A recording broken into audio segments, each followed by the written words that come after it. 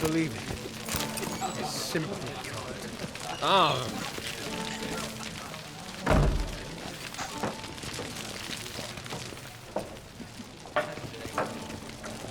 Ah, yes. Good day.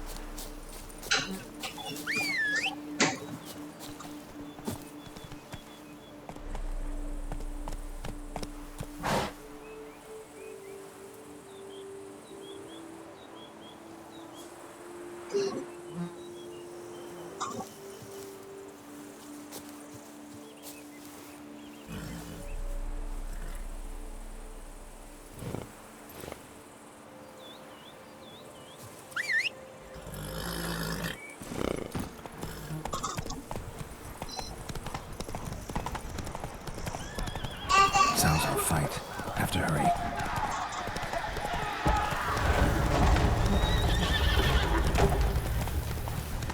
Damn it. People must still be here.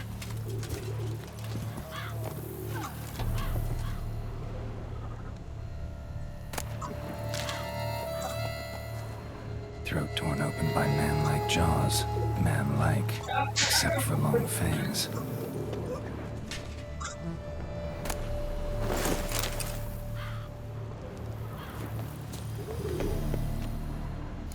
Ribs, blood from the ears. Took a solid hit. Massacred by a vampire. Not an Ekimara, though, or a Fletter. Bruxa, gotta be. Killed with a single blow. In the cellar, gotta be.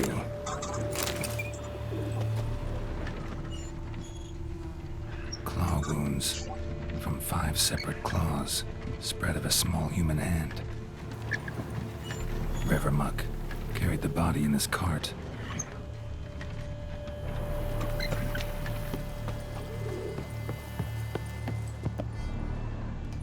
Footprints.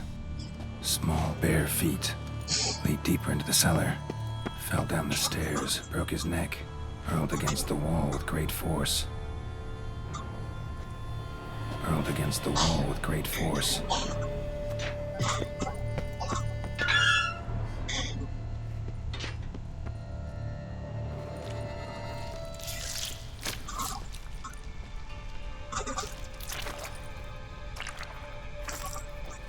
You. Saw you at the inn. I know what you are. Don't know why you killed these people, though. Clearly wasn't for their blood.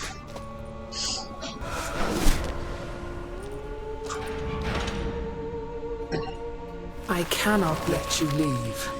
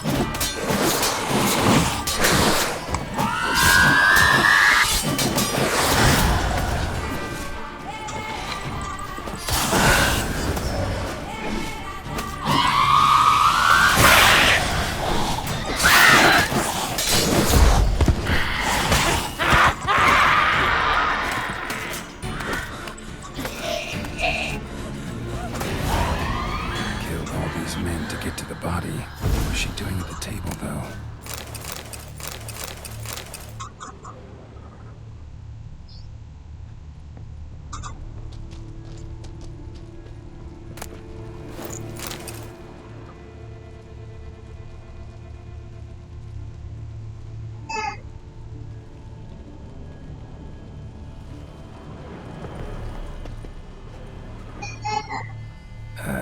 Stinks. Waterlogged. Both hands amputated. Body was quartered just as I thought.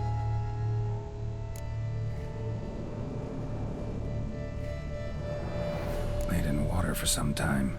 Head swollen, and something took a few bites out of it. Something in the throat.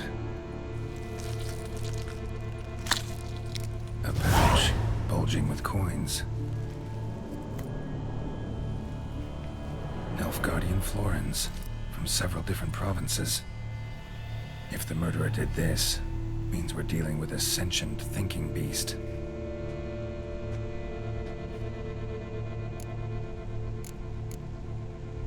Body was chopped up after death.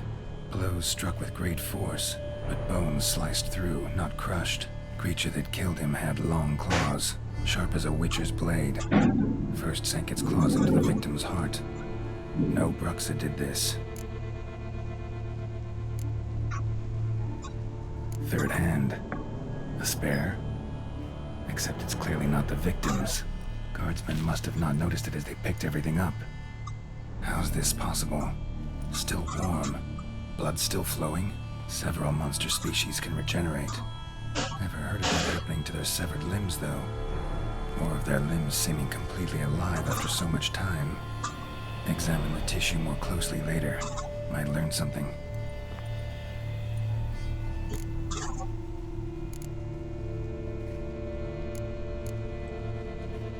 Body was chopped up after death. Blows struck with great force, but bones sliced through, not crushed. Creature that killed him had long claws, sharp as a witcher's blade.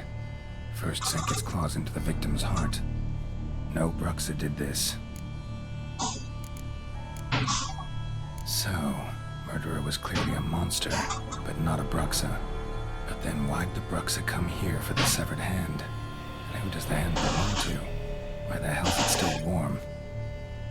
Now, pouch shoved down the victim's throat. What's the significance? Why was he chopped up into pieces? Lots of questions, no answers so far. Need to know about the other victims.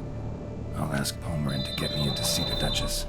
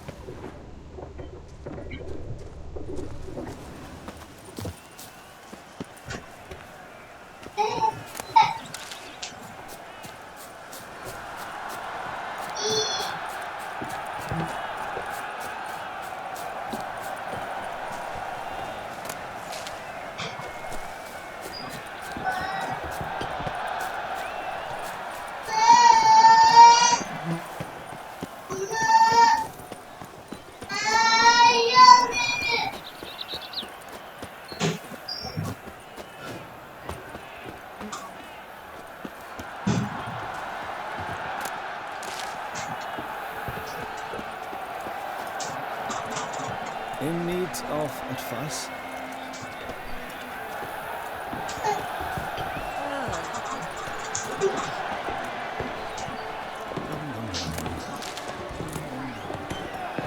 Ooh.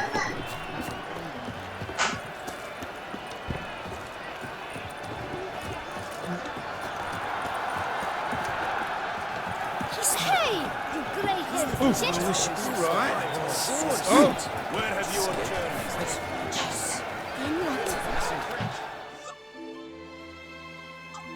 Need to speak to the Duchess, urgently.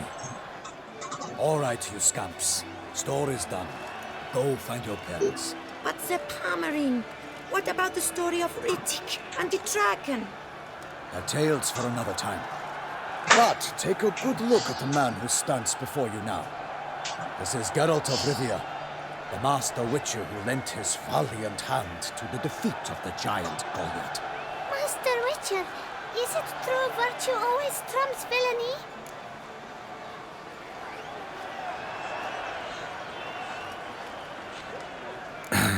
Yeah, virtue always wins. But the Black Knight, he's a villain and he wins. The cutter of Casteldacia, too. Moral victory, that's what counts. Rubbish. Now, that will do for questions. Go find your parents. Her Enlightened Highness has doubtless arrived at the tourney grounds to watch the battle in the arena. If we hurry, we'll be in time to speak with her before the spectacle begins. Lead the way.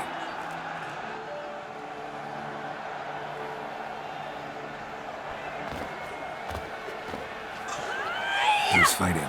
Nilfgaardian gladiators? Close, but not quite. As we'll soon see. Someone's gonna fight a Shaelmar with only some bells on its tail to confuse it, slow it down? Whatever is the problem? The beast is a gift from the Emperor, no less.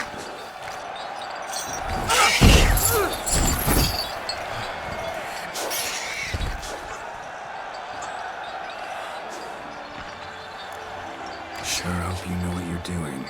Master beast tamers from Nilfgaard's arenas will ensure the Shaelmar is faced. And that is sure to delight the crowd.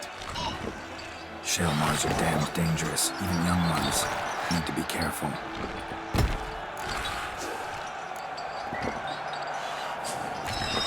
Let's go.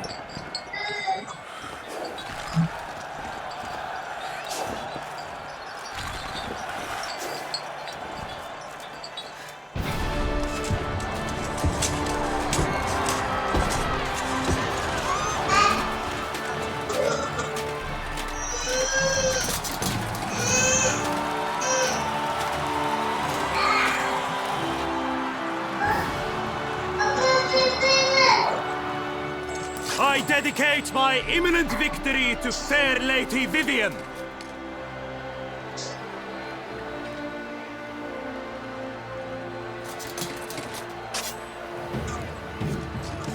It's begun. The fight shall have to end first.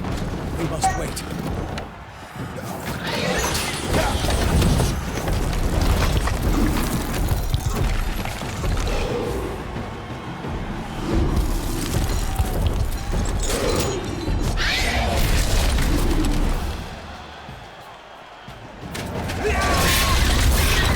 Got a bad feeling about this.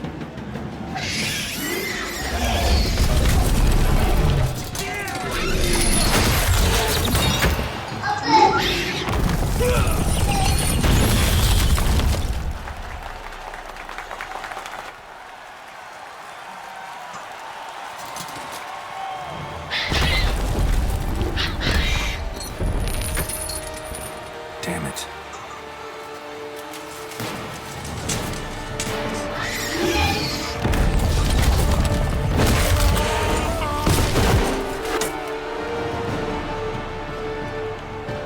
We have to help him.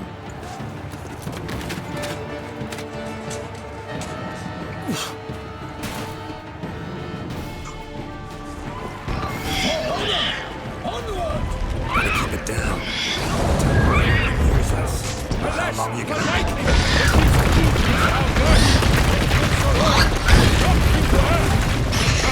The Witcher, in one mighty bound, Christ to the beast, its plans confound! The fate of the beast has been weighed by the gods! Soon the Witcher shall triumph against all odds! Out, and thus the Witcher's life would stop! All our hopes, alas, had turned to blood! The Witcher waited till the time was true, then dwelt not its sun, struck the monster that true! Like a bow who leaves at the lobster's throat, so the Witcher wooed the Selma, the foul heart turned!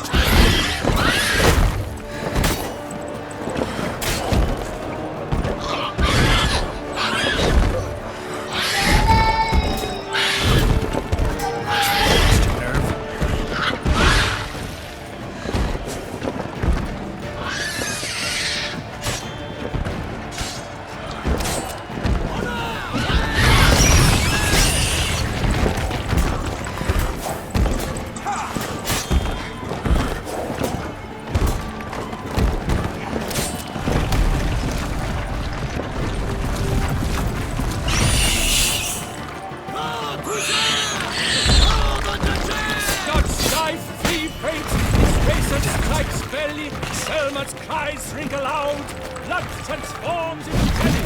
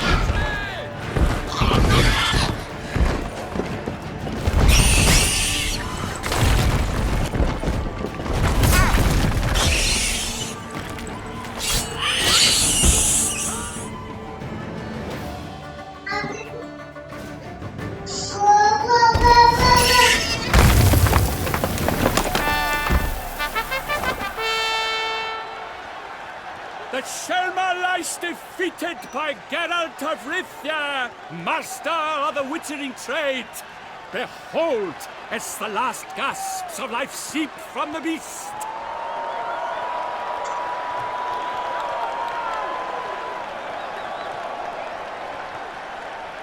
Master Geralt, do what you must. Finish the deed!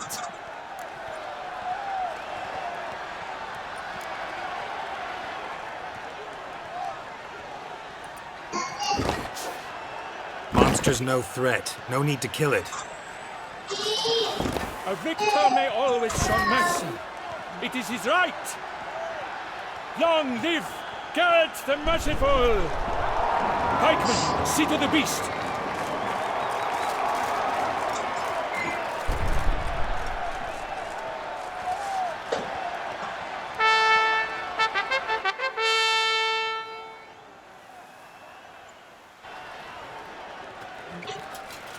Guillaume. The lad came damned close to dying. I'm fine. Not hurt at all. Vivian? Smile as befits a hero and keep silent. Speech never ends. She approaches.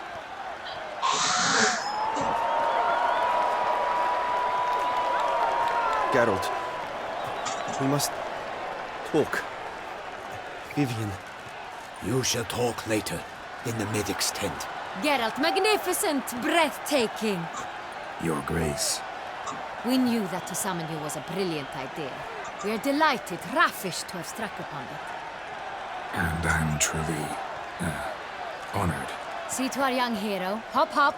For we must make off with Geralt. We should talk. We had been long awaiting your arrival. Had nearly lost hope. Then suddenly, that entrance, so spectacular.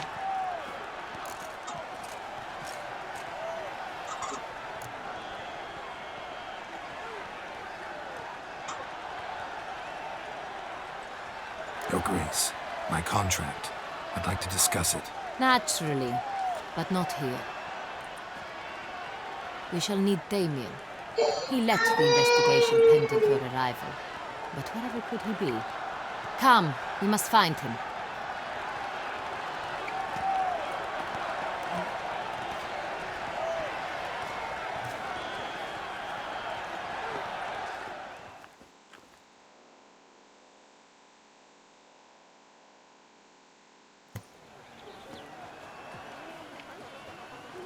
Tell us, have you come alone? Or did Viscount Julian accompany you? Wish to see Dandelion, Your Grace? Yes. I mean, no. Yes. But solely to tell him we regret.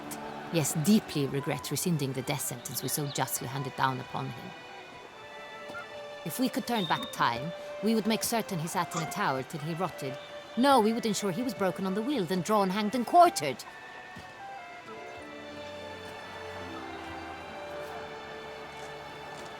Ah, the very man we would entrust with these tasks.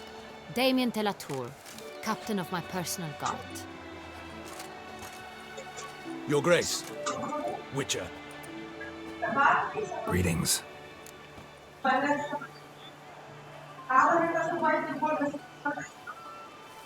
I examined the body of the beast's last victim. Might have found something. Need to analyze it.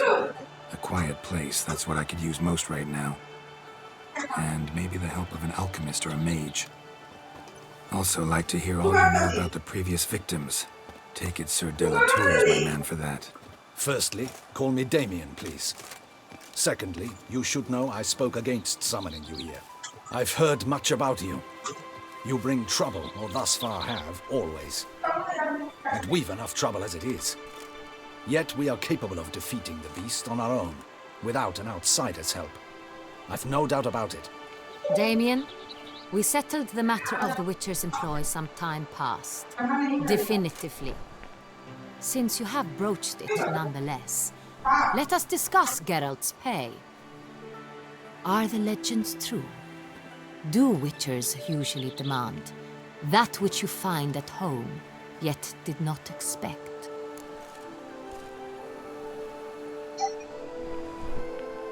Yes, Your Grace. The law of surprise. Time-honored.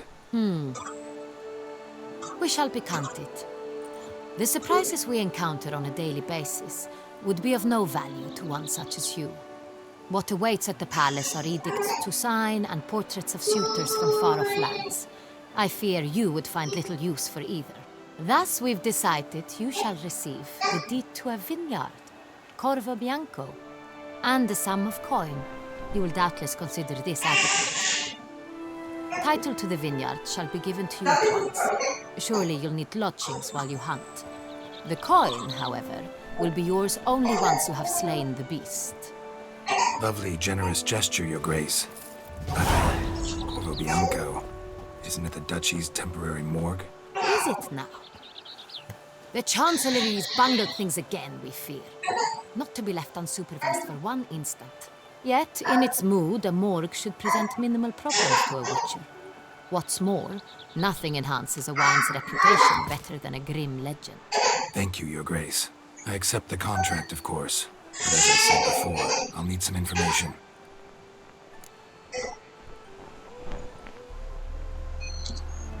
How'd it start? Who was the first victim? Crespia was the first to die. He was famed once for his many glorious tournament victories. Then he grew old, hung up his sword, and took to wine. Crespi was not loved by the wine merchants. He was ruthless in business and thought to cheat many a time. He asked us for a dispensation from all court ceremonies. We did not grant it. Could not. Once you've taken the oath of a knight, you remain a knight till death. How'd he die? Where'd they find the body? Quite unusual in the circumstance. He was at a feast when suddenly one of his fellow feastgoers noticed he was missing. The town watch found him an hour later, on his hands and knees, propped against the town pillory, his sword hanging from his neck. He had died of wounds inflicted with claws, not a weapon.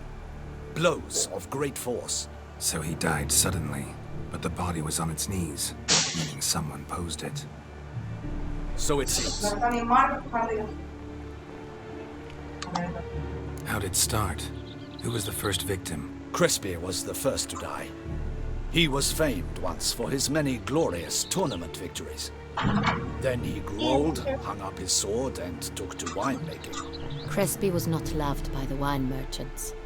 He was ruthless in business and thought to cheat men. How'd he die? Where'd they find the body? Quite unusual, the circumstance. He had died of wounds inflicted with claws, not a weapon. Blows of great force. So he died suddenly, but the body was on its knees, meaning someone posed it. So it seems. Second murder. Tell me what you know. In the city there are certain nooks. No one reasonable ventures there after dark. Ramon Dulac's corpse was found in one such place. With the first murder, terror gripped the city. Its inhabitants grew wary, kept to safe areas. Consequently, news of the second victim came to us from a group of concerned cut-pursons. Criminals fear the beast? Telling in a way. Take it you've excluded the possibility that Ramon died at the hands of these bandits. Do you believe me an amateur? Not hands, but claws killed Ramon Dulac. The wound was deep, clean. His body was found in the gutter, dressed in nightshirt and cap, a pillow placed under his head, and his sword replaced by a bed warmer. Ramon Dulac, a knight who but a dozen years past was an advisor to our father, the Duke. Someone went to a lot of trouble to make him look ridiculous. Maybe revenge was the motive. It's not out of the question. Dulac had shady dealings with the criminal underworld, but no one ever came forth with concrete proof of any misdoings.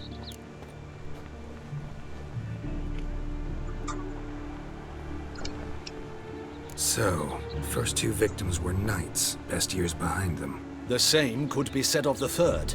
Sir Delacroix was wont to claim that in modern times knights face new challenges, enterprise being the latest addition to the chivalric virtues.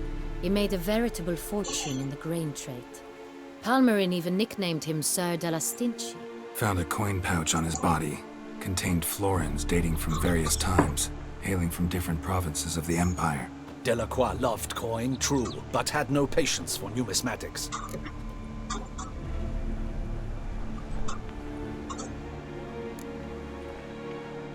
Lots of similarities between the victims. All the bodies were found in strange places under extraordinary circumstances. Seems the murderer, whoever or whatever it is, has some meaning to convey. These were honorable men. We are horrified by the disdain, the disrespect with which they were treated. These were knights of Toussaint. Blast it. Might be the point. From what you say, none was a model of virtue. Ever considered that's what the beast's trying to draw attention to? All the murdered men were knights who swore fealty to the 5 chivalric virtues. And even if they... Knights of Toussaint swear fealty to what virtues exactly? Honor, wisdom, generosity, valor, and compassion.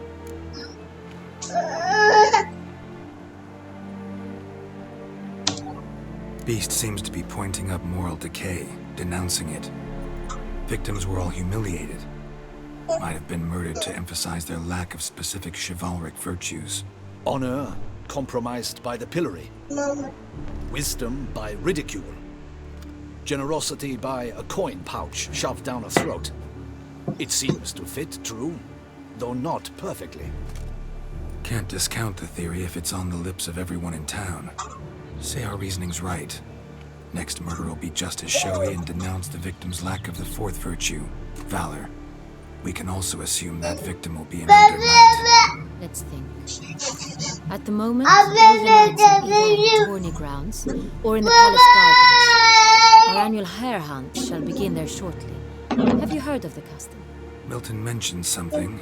Seemed excited to prance around in a bunny costume. Not sure why. Hang on. Strange circumstances. A knight advanced in years. The famed cowardice of rabbits. Could it be that simple? Is Milton de Peyrac-Peyren the next victim? Milton also knew Delacroix. Told me so down by the river. Damien! To miss something so obvious. De Peyrac-Peyren, Crespi, Delacroix, and Delac formed a nightly team. It was years ago, but... Your Grace, we need to find Milton immediately. Rather problematic. You see, the garden entertainments are due to start, and he's disguised as the Hare, hiding somewhere, waiting for some tipsy courtiers to find him. The Hare's hiding place is a carefully guarded secret. We must call off the game at once. First and foremost, we must remain calm. Damien, order the garden searched immediately, but discreetly. By no means can we disrupt the festivities. Panic will incite us to strike sooner. And you, Witcher, follow me. My gardens, my night, I shall take the fall. A murder is out of the question. I will not allow it. Not near my palace. Horses? Ready our horses!